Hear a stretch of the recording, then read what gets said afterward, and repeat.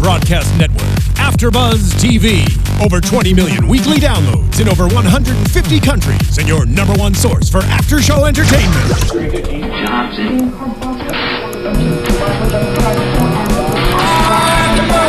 AfterBuzz TV, the destination for TV superfans, producing aftershows for over 300 of your favorite TV shows, interviewing celebrities and showrunners, and bringing you behind-the-scenes exclusives. All thanks to E! Entertainment's Maria Menounos, producer Kevin Undergaro, and internet leader Akamai. Now, let the buzz begin! Yes. This is everything I dreamed it would be. Fun fact, I actually once bartended at a charity event that was also a Kenny Loggins concert. Really? Yeah, yep. I made Neil Diamond a drink. It was a great time. How was this live? No, I need to know. Oh, it was amazing. Oh, good. Oh, yeah. Oh, no. Like, you have not lived until you go to a Kenny Loggins concert. Incidentally, also, I would say Duran Duran, but Kenny Loggins, amazing. Bob Seger. Yeah, absolutely. Hey guys, welcome to Star Wars Rebels Season 2, Episode 7, Wings of the Master After Show here on AfterBuzz TV. If you guys have not done so already, please be sure to head on over to iTunes, subscribe, leave reviews, 5 stars if you like us, let us know what we're doing right. And also, if you are listening on iTunes, remember you can always go over to YouTube and watch the videos there. And if you're watching right now, we will be following along with that live chat momentarily, as well as following the hashtag ABTVRebels on Twitter. So if you guys want to ask us any questions or contribute to the conversation, you can always do it that way. I am Emma Fyffe. You can follow me all over the internet, everywhere Emma Fyffes are sold, at Emma Fyffe, and I am joined by a fabulous panel of ladies, as per usual. Katie Cullen. I don't sound like The Walking Dead anymore. Hi, all my buddies. You can find me on Twitter at Kiaxet, Kiaxet. And Megan Salinas. Hey, guys. You can tweet at me at the Menguin. That's TheMenguin. And Megan does have an Instagram now. Fact. She fact. We are all Instagrammed. Exactly. Yay. So, Season 2, Episode 7, Wings of the Master. First impressions. What did you guys think? This episode was amazing, and I want another. No, so good, right? I'm wondering what's wrong with that eccentric old man. I don't with Quarry? Really wrong with him. I think he's just been alone for a really long time. Yeah. And also, his lip was a mustache. I don't know if you noticed. Yeah. That's a little weird. There's variations on the Mon Calamari species. Also, I really, as much as I love Callus's mutton chops, I really do, I feel like he had the wrong do for this episode because he needed to twirl a mustache. He did, yeah. We're going to deprive them of their food. Yes. there were several opportunities where I feel Agent Callus in this episode specifically could have really benefited from a sinister mustache. See, that's the point where you just stroke the burns. Yeah, no, and stroking the mutton chops doesn't have quite the same effect. You get your fingers caught in them and you can't get them out. I know, I would love to see him do it. Behind the scenes. Yeah, exactly. Not again. He's got sideburns for days. Yeah. If this were a live action thing, days. there would be some great outtakes of Callus attempting to stroke his mutton chops. I would love to see them pull a Pixar and make outtakes and animate them. Like, that would be the best that ever. Would be so great. Especially with Chopper. Oh. Chopper outtakes. Oh, completely. Yeah. I mean, Chopper provides an endless source of comedy anyway. So to see them intentionally animating him messing things up, like not just messing things up within the plot of the episode, but messing things up within like filming, like the running episode. into the floor director. Yeah. Knocking over the gaffer. Exactly. Yelling at makeup when they do the paint touch-ups wrong.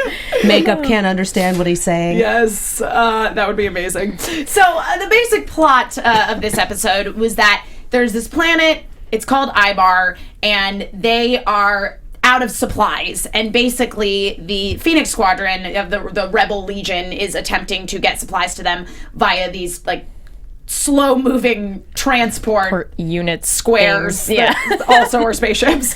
Well, and the Empire is blocking them because they want to break their spirits. Exactly. So they're like, well, double your work, have your rations, and we'll just kind of starve you until you submit. Yay! These are some warm, fuzzy human beings. They are. At the risk of sounding really dumb, how big is this planet? Was it just the, few Imperial ships that are just hanging out in this particular area? Is this the only entry point for this planet? Can you not go around to the other side maybe to try? It might be the only populated area of the planet. I seriously doubt there was all sorts of settling down on to the Hoth, ocean. for example. Maybe it's kind of like Canada, where there's only so many areas that Canada is actually populated. Maybe. It's just See, to me, that's Wyoming. just for me, I look at this and I'm like, okay, for me, the only reason that this makes sense is that the Empire is able to track them, their trajectory, and to be able to go, okay, we're going to get there before them, cut them off at the pass. Mm-hmm. That's the only way I see this working, because otherwise, I mean, if they're just hanging out there, you can fly around. Oh, right, let's just go to the other side of the planet. It's a really big planet. That this is where the people who have been in contact with the rebels are, and this is where the drop point's going to be, and the ships have to make it here eventually to drop off the supplies, because there's no way that the planet side people can trek halfway around the world to pick them up. This is true. We can't just suddenly change our minds and be like, you know what, actually, we're going to the other side of the planet, so if you could just move there real fast. The blockade is pretty much a hockey goalie in this situation. Yeah, what I was going to say, I mean, as you mentioned too, Katie, they had a blockade set up, so obviously it was causing some problems in terms of transporting supplies. And so basically it opens up on a battle where we see them fail to transport supplies. Deep Blue got killed. I know. Yeah, no, I agree. I mean, especially because though, Rebels delves into some darker topics than a lot of kids' shows do. And people have already died. Yeah, people have already died. But graphically so. Yes. They lost their heads. Yes. Boo. Though by and large, we have seen, it is technically a kids' show, and by and large, we have seen good triumph. So it was great to open with such high stakes. Yeah. And then have that do. Guys. Incongruous. I know, it totally was. Yeah, I agree. We actually all said that when it was going to the commercial break. We're like, ooh, might have picked different music. different cue. And even just silence would have been fine. Start off with the Imperial March. I don't know, something that isn't like, a lot of people just died. Triumphant music. Yeah, Phoenix Leader died. The transport was shot down and exploded. Everyone on it died. Yeah. Hera failed, and you can just see it on her face. She did. Yeah. And I this is going to sound sadistic of me, but I liked that. In a it hurt me in the feels kind of way. Character development. Yeah. And again, it's one of those things where it helps to raise the stakes, because it shows, hey, our heroes aren't infallible. They're not going to make it out of every scrape okay. Yeah, they're not always going to come out on top. Yeah, not at all. And so basically after that, they realize we're in big trouble here. We really need to get through this blockade, and we simply don't have the means to do it.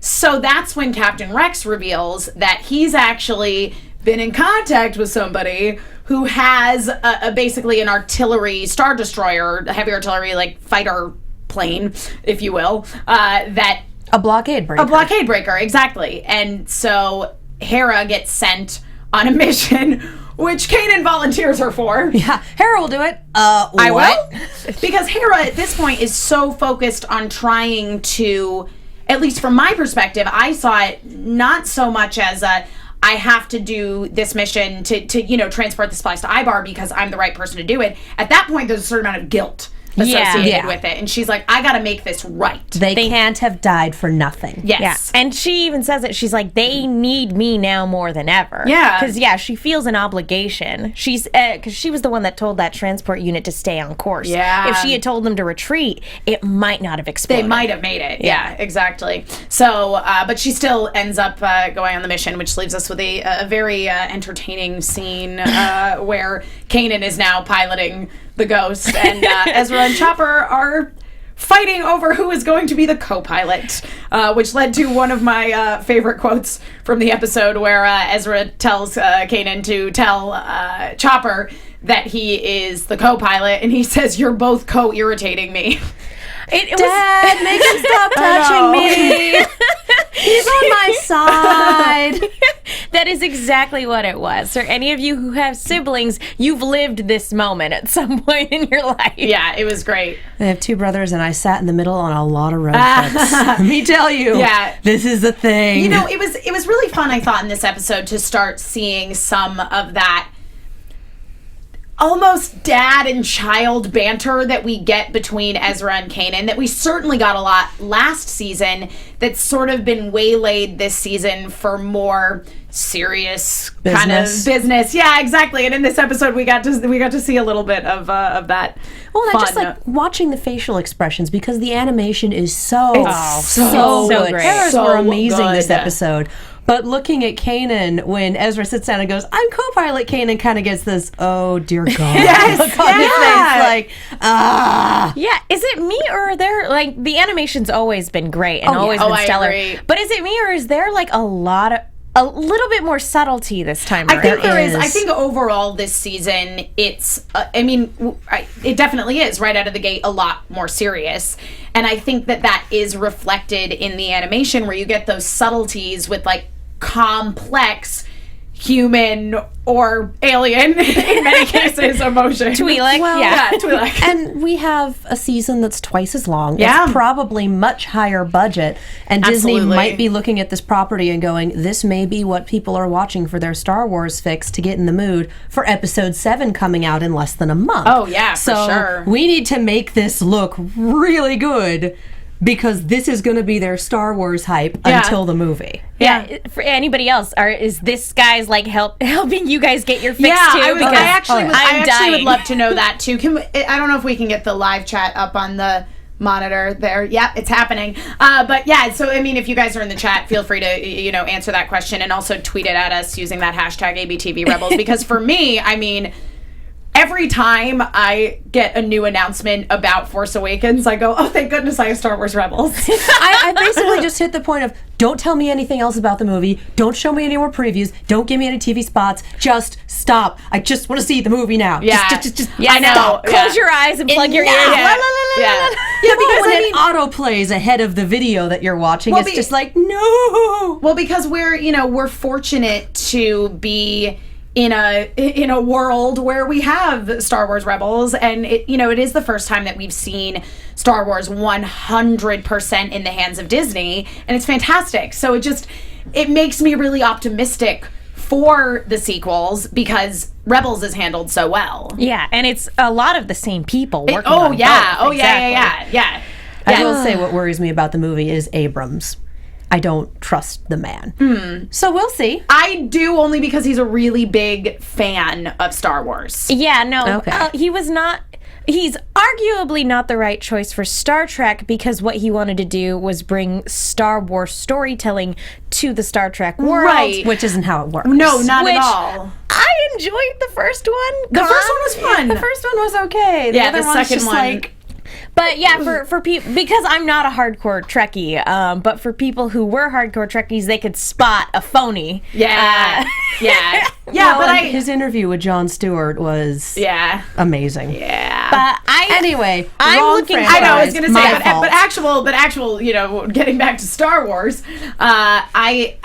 the meat of this episode involved the interaction between Hera and the Mon Calamari, whose name was Quarry, who we previously discussed has a mustache for a mouth, and her. I love that fish. And her securing this blockade breaker from him.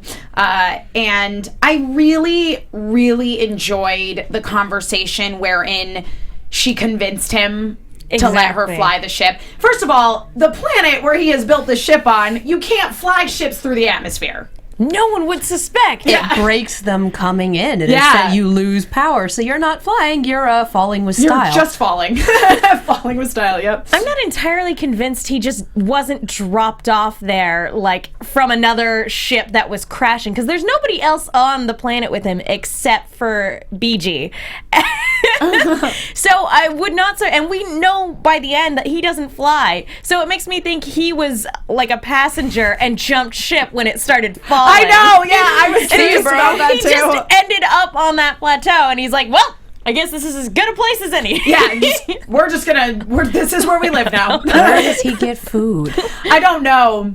Yeah, I question Calamari's that eat? as well. I don't know what Mon Calamari's eat. It's crap metal. I don't know. Yeah. I did like, though, that he was a Mon Calamari, Quarry was, and he was working on the what ultimately we find out are the B wings, which we have seen in Star Wars before, though you might not necessarily immediately recognize it because they're not normally bright orange as the prototype was. I am super okay with bright orange. Yeah, it was that fun. Made me very happy. Yeah, it was a good looking ship. Yeah, exactly. And ultimately we kind of get the beginnings at the end of the episode of the Shantipole project, which Admiral Akbar was associated with in other Star Wars things. It's a trap. Yeah, exactly. Which was, about getting more heavy artillery weapons to the rebellion, basically. So nice little parallel there.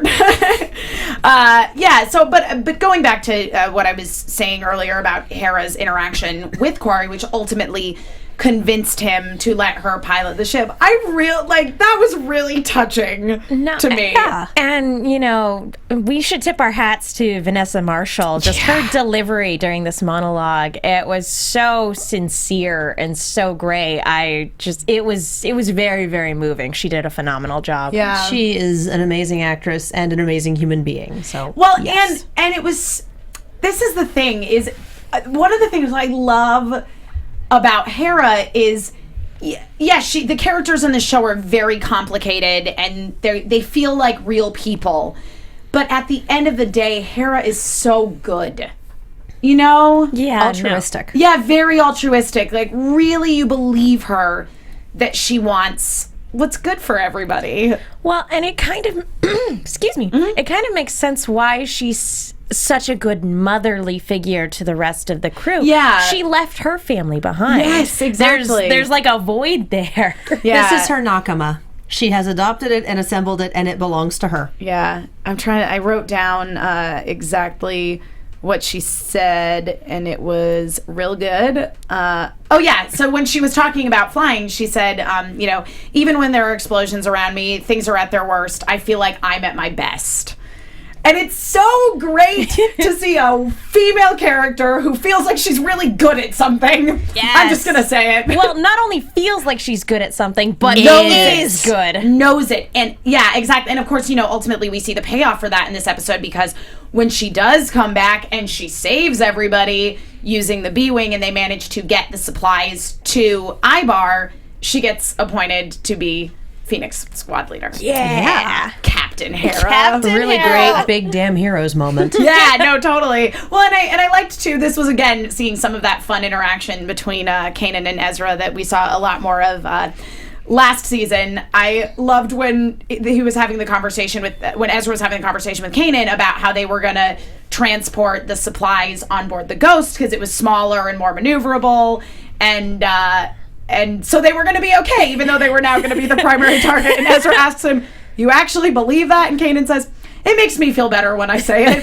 It's always nice to get like a moment of honesty from Kanan, because we all know he has no idea what he's doing. We've known that ever since he took on Ezra as a Padawan. Yeah. So it's always nice to just kind of get those like genuine moments from him. It's so funny. Yeah, no, definitely. No parent knows what they're doing, right? Yeah, but a lot of them try to save face. Yeah. So it's interesting for the audience to be, the audience already knows, dude, you are a giant flying dork, and that is not a surprise. But for him to let down that guard to Ezra, to whom he is supposed to be a role model. Exactly. Be like, meh. And again, this just goes back to, a lot of what we were saying earlier about Hera as well, that Kanan and Hera are very much the parents of this little group. Zeb's the crazy uncle. And I think it was somebody further up in the chat, I apologize that I missed your name, was saying that, what's really nice about Rebels is we're seeing the rebellion being built. Yes. It, like, literally, the foundation is being laid. It's... Hopefully that means Leia's gonna come in at some point. That would be stupendous. I know, that would be so great. I would die of happiness. I may not be here for that show because I may actually be dead. Just like, sorry, Emma couldn't join us. She's passed out from excitement. She may be dead, but we're gonna try to resuscitate her. We left her body in the viewing room and came in to do the show. We'll see if she's still out there when we. Yeah. There is a comment on the hashtag. Oh, good. More of a question, actually, from Billy Polyan. Oh, great. Do you guys think they will show Cham Syndulla? Hashtag ABTV Rebels. I don't know. That's, of course, Hera's mother. I would like to... I mean, they're bringing in a lot more characters from Clone Wars, so I wouldn't be surprised. And especially because we had that whole thing with... I think... Because we've talked about this a little bit on the show already, that there's no way that this can end happily. Yeah. That's, I've been saying that since the middle of the first season. Let me believe that. Does it make you feel better when you say it? Yes. But it could end... It can't end happily for the universe. It could end happily-ish for the characters. That's true. And I almost feel like that could be an ending for Hera, that, she does go back to her family. So it's happy from the viewpoint that she'd be alive, but she wouldn't be doing what she's meant to do. No, she's meant to be in the air. Yeah. She's meant to fly. I will say, I think if that's what they're planning on doing, they laid the groundwork for it very well in this episode with the story about her family.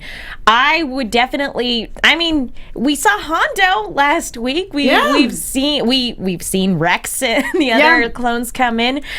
There's a chance. Yeah. Who knows? Yeah. We'll see. Any other things you guys want to discuss before we dive into some news and gossip? Not particularly. I think we basically... Yeah. The only other thing I want to comment on is just how cool the actual aerial flight Oh my gosh. Yes. So good. So, and the Sabine Hera team up, always all about it. There were so many shots of the two of them, and I was like, yes! Girl power! Never get in between a Mandalorian and a weapon system. Yes! They didn't tell us how they solved the problem. I believe it was that they used the Phantom to jump the B-Wing into the battle, because it didn't have light speed. I think at the end there, the B-Wing didn't actually go into hyperdrive. Right. It just accelerated. Yeah. So that's my guess. But yeah, we were all kind of looking... I agree. That wasn't super clear. I feel like if I watched it again, it would maybe be more clear to me. But let's, since I was talking about the lady power, let's talk about a little bit of news and gossip from today. Let's do it. TV News. Granted, this is for Force Awakens, but good enough. Do it. But Entertainment Weekly ran an article today where there was a little news about Princess Leia's role in the new film. Spoilers: she is a general. Yes! I know, that was my reaction. General Leia. Yes! According to the interview with J.J. Abrams, apparently at some point there is going to be a little slip where a character accidentally refers to her as princess. I'm guessing it might be Han Solo, but it's just me. But yeah, so she is a freaking general, you guys. Well, of course. Yeah. I do kind of, at this point, I'm like, she's a queen. Yeah, right. but no, General is fantastic. General Leia. I know. Doesn't that sound great? She's General Skywalker. HBIC. General Sky. I love that. I've seen it quoted as Leia Organa Solo, so we'll see. Yeah. Okay, so General Solo then. That's fine. That's fine. That is That's fine. As long as And Han goes, yes, and we all go, no, not you, the important one. as long as she is in charge. You know what I mean? HBIC up in here. Yeah, and I know that there's a little bit of a delay in the chat, but all I'm seeing right now are huge exclamations of girl power and Sabine episode next week, and Bless. that's just everything I ever dreamed of. Yeah, we got a Hera episode this week. It definitely looks like it's going to be a Sabine-centric episode next week. With another Mandalorian from the looks of it. The mercenary, who's also a girl. Yes! I love it. I just love all the women we're seeing in Star Wars. I love that there's so much more respect from the franchise towards its female audience than there was in the past. Absolutely. And I mean, there was a whole controversy recently about Star Wars kind of pulling back on the Slave Leia merchandise. They're retiring it entirely. Yeah. They're not going to make it anymore. Yeah. And to that, to the people who are mad about that, to that I say, you had, what, 30 years? I will say that, okay, stop making slave merchandise. Make more Leia merchandise to make up for it. Let's get some more like Leia battle clothes, merchandise. Leia with the gun. Yeah. Leia on the speeder bike. Sure. Anything, guys. I don't even mind Leia in the dress that she wears when she's hanging out with the Ewoks. Yeah. You know? Just not the bikini. Yeah, we don't need the metal bikini anymore. Yeah, no. Yeah. We never needed it in the first place. Yeah, it's true. All right, cool. So that is about going to wrap things up for us today. Megan, where can people find you on the internet? You guys can find me on Twitter and Instagram at TheMenguin. I am also on a bunch of shows here at AfterBuzz, including Ash vs. Evil Dead on Sundays. And I also write articles for the Movie Chick with 2 Ks. Be sure to check those out. I'm Katie Cullen. You can find me on Twitter, Tumblr, and Instagram at Kiaxet. That's Kiaxet. I am also on Snapchat at Kia Prime. I kind of live at the studios. I'm on a lot of shows, including Arrow, which is actually going to be tomorrow night, different time, and Steven Universe, which will be tomorrow. Woo! I'm Emma Fyffe. You can follow me all over the internet at Emma Fyffe. That's on Instagram and Twitter, where I am the most active. You can also watch me on a bunch of shows here at AfterBuzzTV.com, like Ash vs. Evil Dead on Sundays, or Steven Universe tomorrow. We do a lot of the same shows. We're just monopolizing all your time. I'm so sorry. Yeah, you know, that's... Dibs. Also, guys, be sure to follow at AfterBuzzTV on Twitter. Check us out on iTunes, on YouTube. We have over 300 after shows. If there's a TV show that you like, we probably do an after show for it. And we've also got all kinds of great content on our sister networks, Popcorn Talk, Black Hollywood Live, Book Circle Online, and the Every Girl Network. So much content for you guys to enjoy. And be sure to tune in again next week, same time, same place, so you can enjoy another episode of the Star Wars Rebels After Show. And we will see you guys then. From executive producers Maria Menounos, Kevin Undergaro, Phil Svitek, and the entire AfterBuzz TV staff, we would like to thank you for listening to the AfterBuzz TV network. To watch or listen to other after shows and post comments or questions, be sure to visit AfterBuzzTV.com. I'm Sir Richard Wentworth, and this has been a presentation of AfterBuzz TV. Buzz you later. The views expressed herein are those of the hosts only and do not necessarily reflect the views of AfterBuzz TV or its owners or principals.